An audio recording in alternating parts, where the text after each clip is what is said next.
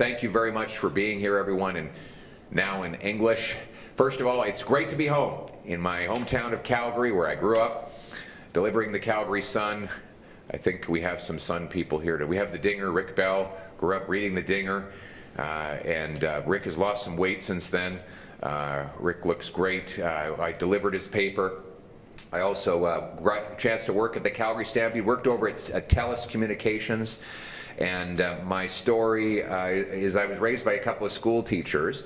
And you know, my memories of that time, growing up in the 80s and the 90s, is that though we didn't have a ton of money and we went through hard times like everyone did, particularly in the early 80s, we always had enough for meat and potatoes on the dinner table. We had a nice house in the suburbs with our own yard. Our own dog. I was even able to, my folks were able to save up enough to get me registered for hockey in my early, around 12 or 13 years old. A little late, too late to make the NHL, but so I had to settle for politics. But the great thing was, above and beyond all of the particulars of our material existence, was the promise for the future, the hope. My folks always told me, you want it, you work for it, and you can have it. That's the great thing about Canada. If you work hard, you get a great life. And I think my friends, Jasraj Singh Halan, Delwinder Gill, Pat Kelly, Amanpreet Gill, David McKenzie, all have similar stories from their childhoods in this area. And I know, for example, Jazz grew up here. I think you were, was it Bowness? Or? It was in the Northeast, in Whitehorn. Whitehorn, and grew up modest means, but was able to get a great education, start his own business, build homes, and have a great career, and now is the pride of his entire community. And I think every one of these MPs can share the same story. That was the deal in Canada, but that deal is broken after 10 years of liberal inflation. They've doubled housing costs, doubled lineups at food banks, and what do you know? That coincided with them doubling the national debt. When you borrow and print money, you drive up the cost of everything and destroy the working class. Now, for the first time in the history of Canada, our young people cannot afford homes. We have an entire generation of youth who believe they will never be able to afford a place to live. Food bank lineups are up to 2.2 million. CBC was trying to comfort us just yesterday with a news story saying, hey, good news, you can get more affordable food if you go to this special shopping mart where they sell you food that's past the best before date. So now you can buy rotten food and and you'll be able to afford it. So that is the CBC's solution to liberal food price inflation, which gets worse and worse every single day. Now 20% of Canadians are skipping bills because they have to put the money to higher grocery costs. This is the unnecessary result of liberal policies. And before we go blaming some exterior factor, let's be clear. Food prices in Canada are rising 50% faster than in the United States. We are the only country, according to the food professor, that has had 4 consecutive quarters of food prices rising faster than the Bank of Canada's target. This after Mark Carney promised that he would be judged by the prices at the grocery store. Well, so much for that promise. He's broken every single promise he made. He promised the fastest growing economy in the G7. He's delivered the fastest shrinking economy. He promised that he would negotiate a win and a deal with Trump by July 21st. Still no win, still no deal, still no elbows, still no jobs. He promised to double home building. Home building is expected to drop by 13%. He promised that we would have develop our resources and increase investment. According to his own budget documents, investment has dropped in every one of the quarters since he became Prime Minister 8 months ago. He promised that he would spend less. And of course, that is the biggest broken promise at all. We now see Carney's costly credit card budget. He doubles Trudeau's deficit. You know, it's almost unthinkable. No one thought anyone could spend more money than Justin Trudeau.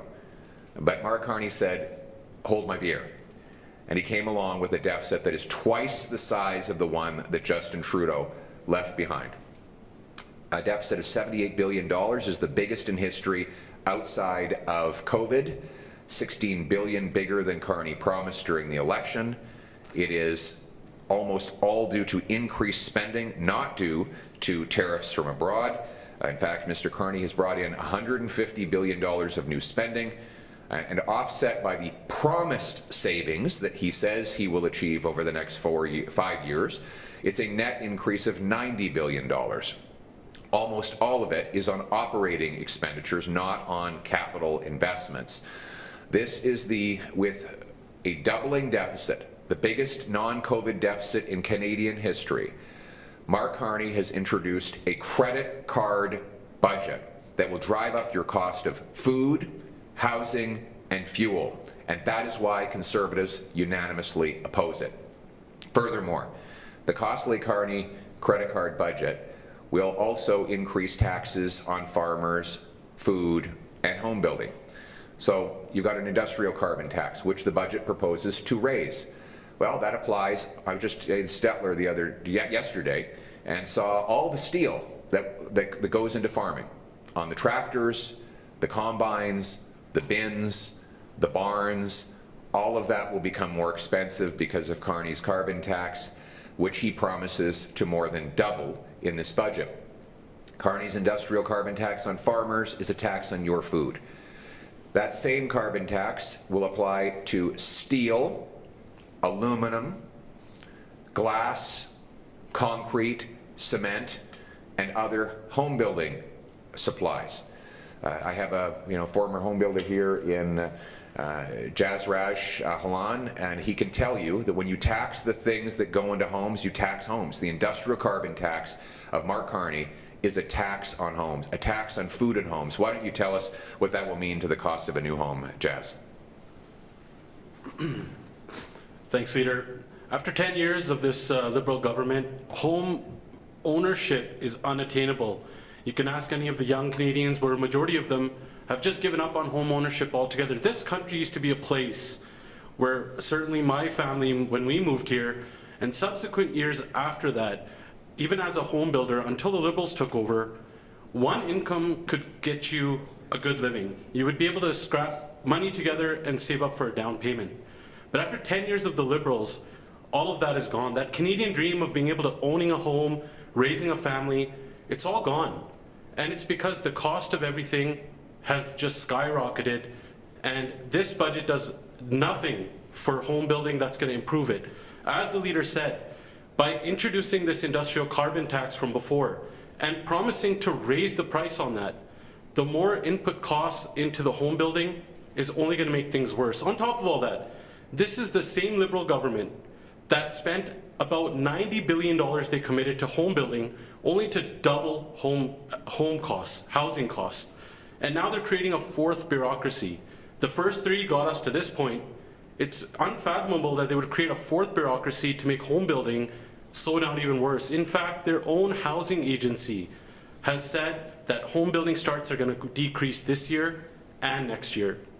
And that is scary, because that Canadian dream that everyone wants to be able to own a home is going to be unattainable. As a former home builder, we need to get the bureaucracy out of the way. We need to lower the government costs and make sure that builders are able to build, buyers are able to buy. But today, under the Liberals, after 10 years, builders can't build, buyers can't buy, and sellers can't sell. Only a Conservative government under Pierre Poilievre will fire those gatekeepers and make sure home building is attainable, so we can bring back that Canadian dream where Canada is affordable and safe once again. There you go. Thank you. And if you don't believe Jazz and I, then listen to the Home Building Association itself, Build, B-I-L-T, out of Toronto.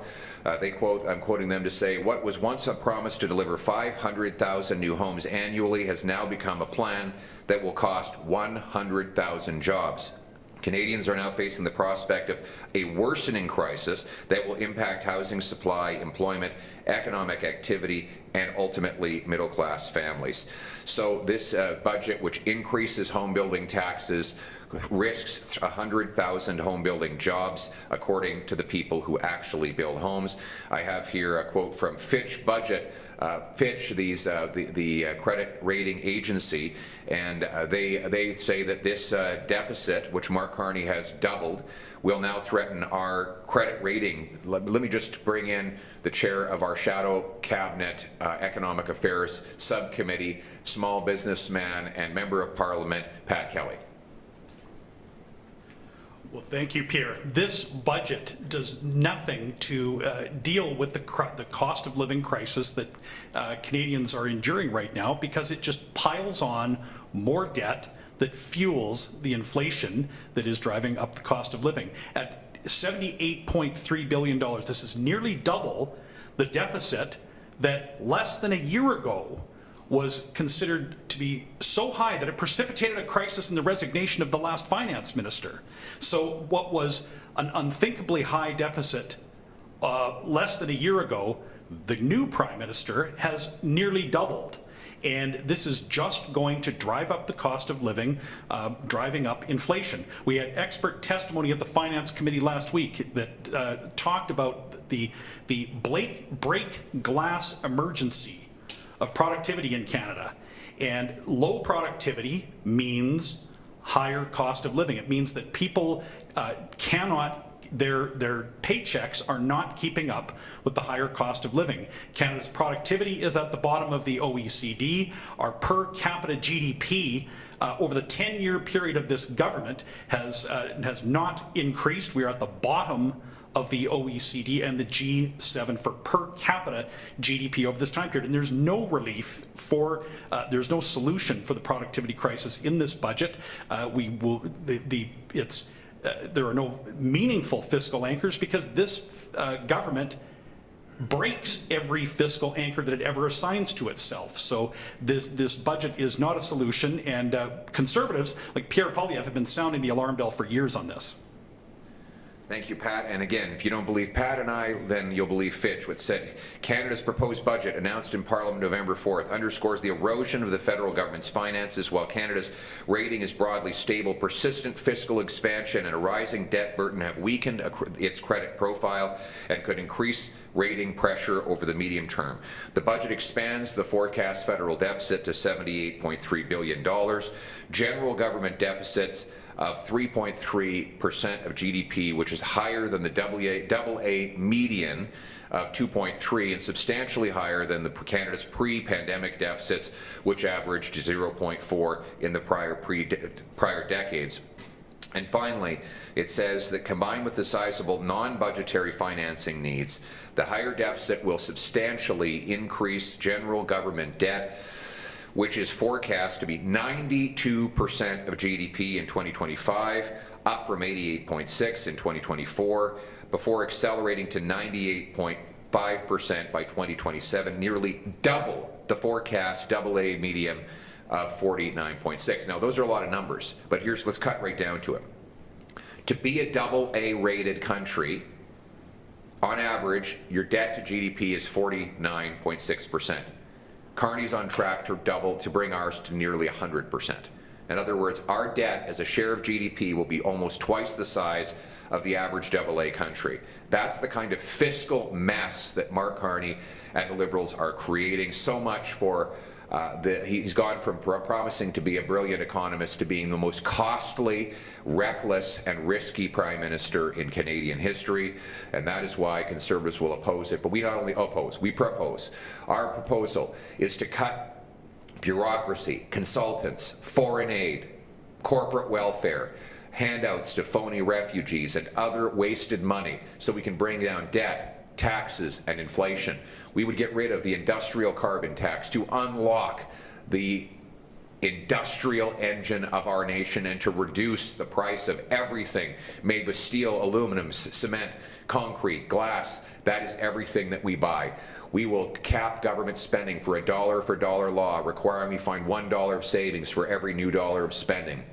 We'll make this the fastest place on earth to get a building permit, repeal the anti-energy laws, use the powers in C5 to rapidly approve a pipeline to the Pacific so we can get 1 million barrels of oil to Asia every single day. We will get rid of the capital gains tax on anyone who reinvests their money in Canada to bring home the $500 billion of net investment that Mark Carney and the Liberals have sent fleeing to the United States of America. We will cut income tax so hard work pays off. We will get rid of all home building taxes, not only to provide affordable homes to the next generation, but also to bring back the 100,000 trades jobs so carpenters can swing hammers, framers can frame homes, loggers can harvest lumber, and we can build a tariff-proof industry back to life in this country. That is how we restore the promise that I enjoyed as a young Calgary kid delivering the sun door to door in my adolescence is how we're going to give every single kid in this country the opportunity that we had. We're going to have opportunity and freedom for our youth, home ownership for our families, and of course, security for our wonderful seniors. That is our vision, our hopeful future, and now let's get it done. Thank you very much. Thank you. Now questions from the floor. Hi, Matthew Skase, Globe and Mail. You've yet to address last week's floor crossing and departure from caucus. Chris d'Entremont said your leadership is why he crossed the floor. How do you respond to comments that your caucus is not united right now? Well, first of all, I just quote Mr. d'Entremont, who said, and I quote, "Since I first elected here in 2019, the cost of living has skyrocketed. Even then, families in Nova Scotia, as it is now, as it was called at the time back, but is now Acadie and Annapolis, we're struggling. We warned that the Liberals' out of control spending and massive deficits were irresponsible, but of course they did not listen. Now, after 6 months under the new Prime Minister Mark Carney, who promised fiscal discipline, Canadians are still waiting." He said, Mr. Carney said, I'm quoting Mr. d'Entremont here, Mr. Carney said he would be judged by the cost at the grocery store. Well, Canadians are judging him and they are not impressed. Since the Liberals came to power, food prices have risen 40%, said Mr. d'Entremont. We have heard it many times here today. It is deliberate and it is unacceptable. It is inhumane for a G7 country, said Mr. d'Entremont of Liberal policies. He said, we are a rich country, we are a food basket of a country. We can produce all the food for many people in the world and we can barely feed ourselves for some reason, end quote. That is how Mr. d'Entremont described the outrageous cost of living as the direct result of Mark Carney's Liberals. I'm very saddened for the Nova Scotia families on whom Mr. Carney and Mr. d'Entremont are raising the price of groceries and homes, but that will not change our resolve to continue to fight for an affordable Canada, affordable budgets, and an affordable future. Thank you. Et en français. Merci beaucoup. Je vais juste citer, malheureusement, j'ai juste ces commentaires en français, mais M. d'Entremont a souligné qu'après 6 mois de Mark Carney, les libéraux ont brisé leurs promesses de discipline financière.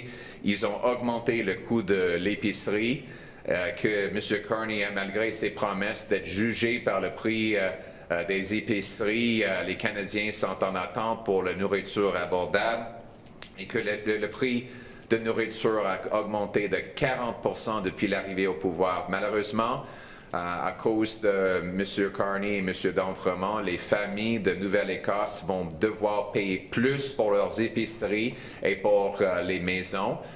Malgré ces promesses brisées, nous, les conservateurs, allons continuer de travailler pour un pays abordable, un budget abordable et une vie abordable pour tous les Canadiens.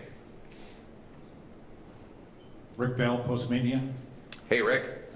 Do we still call you the Dinger? Call me whatever you want. Just don't call me late for dinner. Okay. We've been told in Alberta for weeks, if not months, that on Grey Cup week, that we would get a win in Alberta. And that win would be a pipeline to the West Coast. It would be significant commitment to action on the so-called 9 bad laws. And that would all happen Grey Cup week. That is to say, tomorrow. We are also told somehow there might be some sort of memorandum of understanding between the province of Alberta and Carney. That's just floating out there. I don't know if that's confirmed. What are your thoughts? Because for weeks, months, we've been promised that Grey Cup week, the stamps aren't in, neither is Edmonton, but that Alberta would get a win on both of those files. Well, tomorrow, it reminds me when you go into the pub, the Liberals are like that pub that has that sign on the wall that says free beer tomorrow. And so you come back the next day and it still says free beer tomorrow. And you keep coming back day after day for the promise of free beer, and the price of beer continues to rise and rise and rise. So they keep telling us that something is going to happen tomorrow. Mark Carney's been Prime Minister for 8 months, promising to move at, quote, unimaginable speeds. And yet there's not a single project that he has launched that was not already in the making or approved before he took office. Mark Carney needs to do only one thing for us to get a pipeline from Alberta to the Pacific. Get out of the way. Get out of the way. There are trillions of dollars of international investment crying out for the chance to build that pipeline without any government support. All they need is the federal government to stop blocking it. Repeal the get out of the way and repeal the 9 bad laws that block energy projects.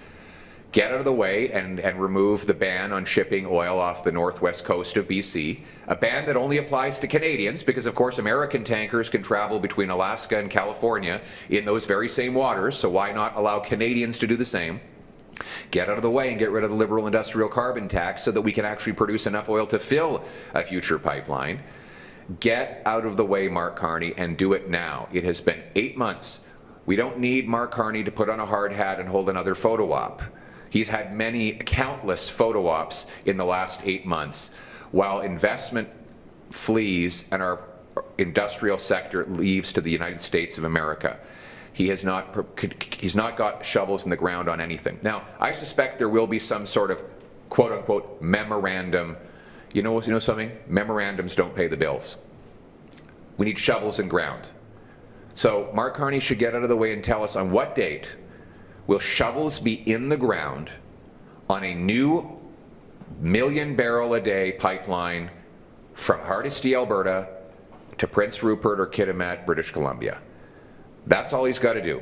Give us the date, show us where the shovel will hit the ground, and tell us on when it will happen. That is what we need to have. Get out of the way, Mark Carney. Et Alphonse. Monsieur, apparemment, demain, on va avoir des nouvelles. Avec les libéraux, c'est toujours demain. C'est comme le bar où ils ont une pancarte qui dit demain, il va y avoir de bière gratuite. Mais on arrive le lendemain et ça dit toujours que c'est demain que la bière deviendra gratuite. Mais toujours, chaque jour, le prix augmente. Et c'est la même chose avec les ressources naturelles. Depuis son arrivée au pouvoir, il y a 8 mois, avec la promesse qu'il allait bâtir des choses avec une vitesse inimaginable. Il n'y a pas un seul projet en construction aujourd'hui qui n'était pas déjà là avant l'arrivée au pouvoir de M. Carney. M. Carney a besoin de faire une chose, se débarrasser du chemin. Il y a des billions de dollars privés prêts à bâtir des oléoducs, des pipelines, des mines, des ports, et j'en passe. Mais les lois libéraux bloquent ces projets. Il faut enlever les 9 lois anti-développement des libéraux pour libérer le chemin et permettrait aux investisseurs d'investir, aux constructeurs de construire, et aux travailleurs de travailler. Donc, enlever les libéraux du chemin et permettrait notre économie d'être le plus riche et abordable au monde. Merci beaucoup. Hey, Tim Brooks, CTV. You lost 2 MPs the week of the budget. One cited your leadership as a reason for leaving. I just want to put Carney and the Liberals to the side here, just as you personally. Of course you do. Does this say anything about your leadership? Have you maybe reflected on your leadership style moving forward? No, my plan is to continue to lead and be the only leader in the country that's fighting for an affordable Canada, where our people who work hard can afford a home and food. That is my agenda. And I will just quote Mr. d'Entremont when he speaks about Mark Carney. He says, after 6 months under a new Prime Minister who promised financial discipline, Canadians are still waiting. He said that he would be judged by the cost of groceries at the store. Well, Canadians are judging him, and they are not impressed. He said this only a few months ago. Since the Liberals came to power, food prices are up 40%. We have heard it many times here today. It is deliberate and it is unacceptable. It is inhumane, said Mr. d'Entremont, for a G7 country. So he said that Liberal food price inflation under Mark Carney was inhumane, and I couldn't agree more. And I feel badly for the inhumane conditions, to use his own words, that he is now supporting for his own constituents. But I won't just quote a him, I'll quote Nate Erskine Smith, a Liberal MP, who now says that his children should not have to pay for Mark Carney's budget. Let me see here. Now to the bad and more fairly, where expectations were set at a level we failed to meet, including on the question of generational investments. The budget falls short of these specific promises in our platform, and it unfortunately falls well short of the wartime home building effort that many of us thought we'd deliver. It's certainly not a budget that should throw us into an election at an uncertain time, but it does not live up to its promise of generational investments. He goes on to say, this is Mr. Nate Erskine Smith, a Liberal MP, that Mark Carney has broke his promise to spend less, with $90 billion of new spending, only 36% of which is actually capital. The rest is more costs. So when you have a Liberal MP attacking the costly credit card budget that Mr. Carney has put forward, then we see turmoil in the Liberals, and I know that there will be wall-to-wall coverage on CTV of this turmoil, of a Liberal MP criticizing his own budget days before the vote. I know you're camped outside his office right now, waiting to get comment from him. I know you've been chasing Mark Carney down hallways to find out what he has to say.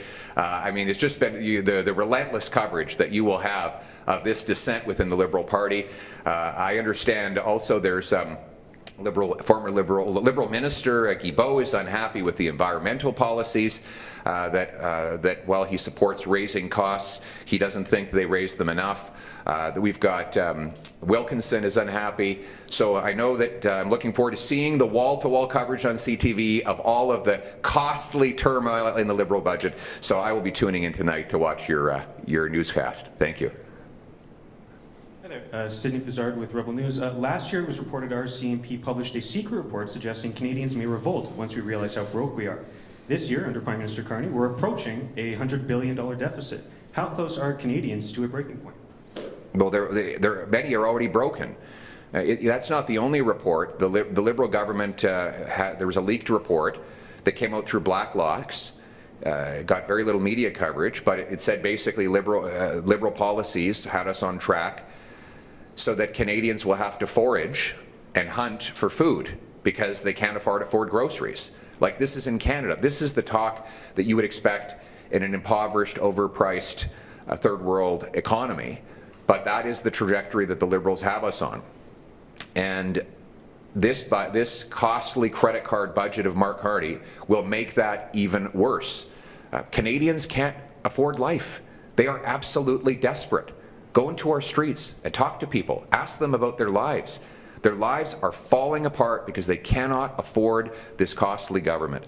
And it is leading to major breakdown. Go onto the street not far from here. There's an encampment where people who've lost hope and have been broken are now addicted to fentanyl and are dying face first on the pavement on our streets. These are the real issues. This is why I'm in politics, to fight to give back the promise of our country that every single Canadian, whether they're a waitress, a welder, or a businessman, can have a good plate of food every single night, live in a nice house on a safe street. That's why we're in this business.